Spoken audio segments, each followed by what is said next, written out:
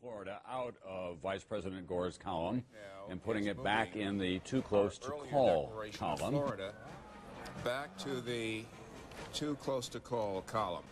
This no longer is a victory for Vice President Gore. We're moving it back. Should they break for Bush, the entire calculation The race would of be the last close. hour and a half. We had no idea of the confusion that Even would now, entail they say they can on win election. without Florida, but they don't believe they're going to have to. You clearly understand. It's advantage Bush, but it has been for quite some time. Can he close the deal?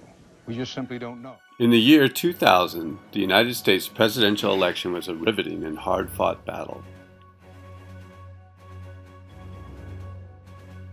Ultimately, it came down to the Republican and Democratic nominees George W. Bush and Al Gore. Gore served as vice president to Bill Clinton for 2 terms. Even with the scandal-ridden Clinton administration, he was able to secure the Democratic nomination. Bush had recently served as the governor of Texas. His father, George H.W. Bush, held the offices of both president and vice president in the past.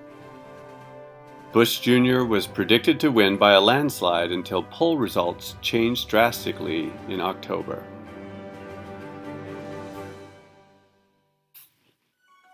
On November 7th, the night of the election, the outcome was not clear.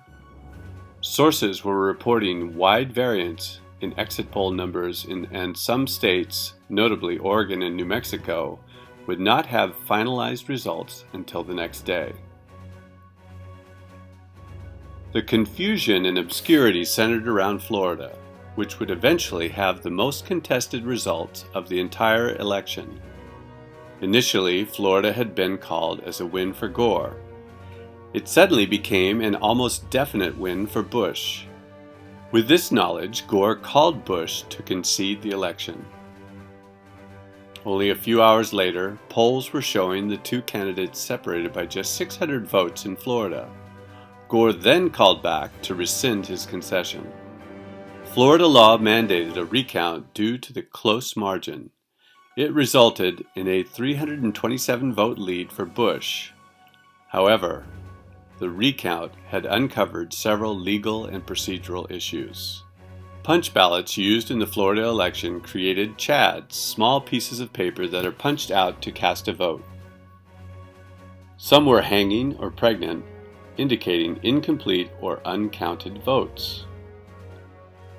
Florida also used butterfly ballots in some precincts, which caused confusion for voters. Some who intended to vote for Gore voted for Pat Buchanan by mistake. By the end of the first recount, Bush was still winning by 537 votes. However, his victory could not be declared due to several legal matters. In order to finalize the result, the Florida Supreme Court ordered a count of 40,000 votes that had been excluded due to ballot discrepancies. The Bush campaign, concerned that they would lose the critical Electoral College votes from Florida, appealed to the United States Supreme Court. In a 5-4 decision, they ruled that the count could not be completed in time and was therefore void. Ultimately, Bush was awarded the 29 Electoral College votes from Florida, securing him the presidential nomination. Gore won the popular vote by a margin of 500,000. Post-election, some Florida newspapers completed the recount. They found that Bush would have indeed won Florida, this time by 1,665 votes. 2 years later, Congress passed the Help America Vote Act. It established the Election Assistance Commission, which creates and maintains voting guidelines and certifies voting systems. Regardless of the outcome, the election of 2000 was an important event. It exposed flaws in the United States voting system and, most importantly, the extent to which the federal government can influence election results.